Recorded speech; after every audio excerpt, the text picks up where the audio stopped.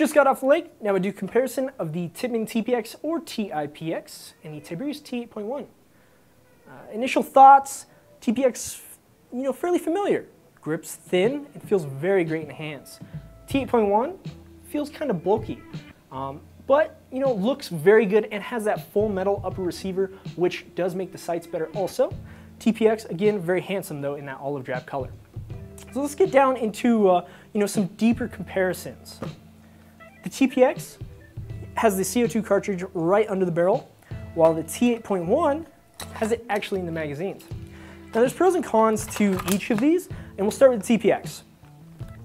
Having the CO2 cartridge separate from the magazine does make it so you can use cheaper magazines like the 7-ball, which are $14.99. But unfortunately, once that CO2 cartridge is out, you could be in the middle of your mag and will have to change mid-game, which may be a little tough. As far as the T8.1 goes, having a CO2 cartridge per magazine makes it where you'll never run out. You got paint in the magazine and air in the CO2, just change it and keep going, very fast. May not be as cost effective in the end though compared to the TiPX.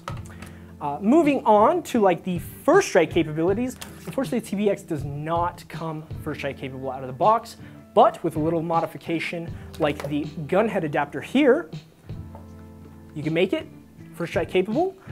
You will have to change the magazines though. Unfortunately, they don't come first strike ready. T8.1 on the other hand does come first strike capable out of the box.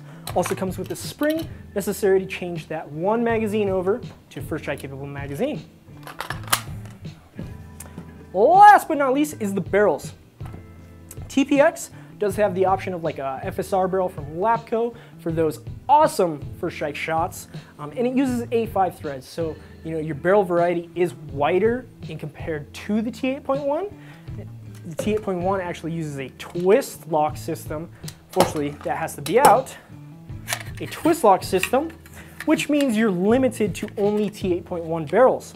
But again, Lapco does make an FSR barrel for the T8.1. So if you're shooting first strikes, you have no problem there. They also make the straight shot from Lapco and the Milsig Marksman barrel.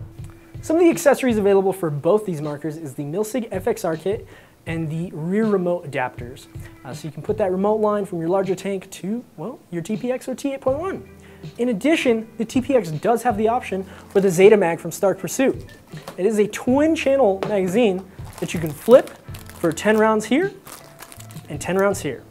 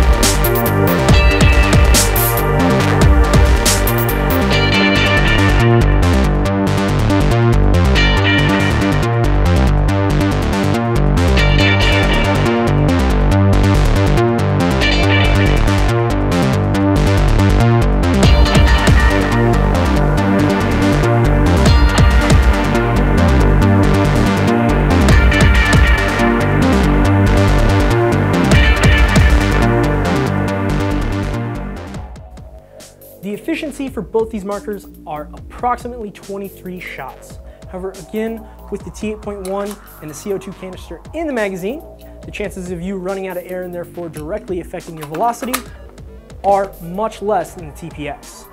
With the TiPX, you'll be changing magazine per magazine until you run out of air, but again, they both got 23 shots per CO2 cartridge. All right, so my final choice, my final thoughts, and final opinion is going to have to go with the T8.1 from Tiberius.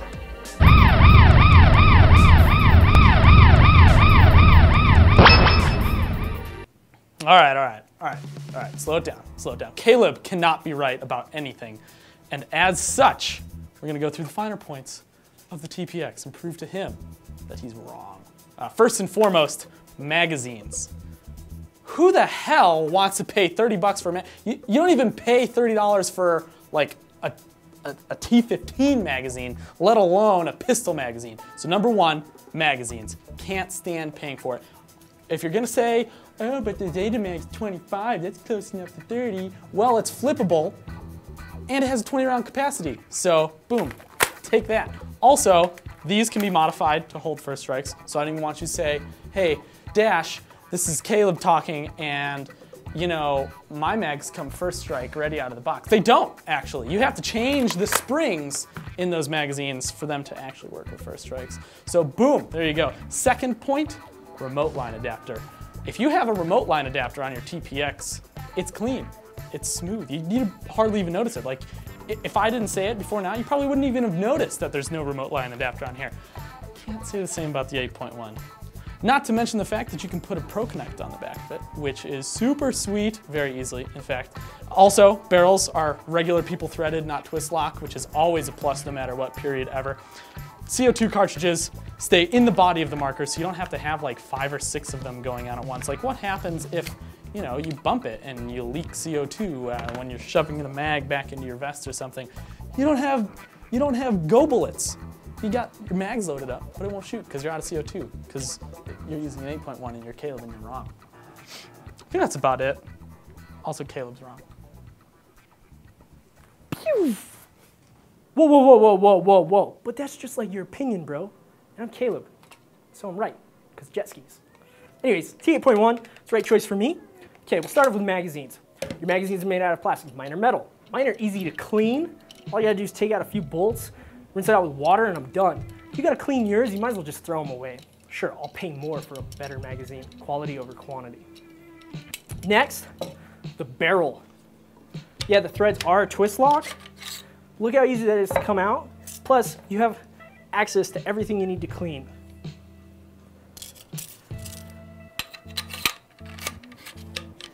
The only options that the T8.1 doesn't have is the Zetamag. I'll give you that one. But your argument about the rear remote adapter is not valid. You have to drill a hole to make the TiPX one work. This one, plug and play. Boom. So, if you want to pick up the TiPX or the T8.1, subscribe to our YouTube, like us on Facebook, follow us on Twitter, join the discussion of these two markers on pbright.com. I'm gonna go get sunburned.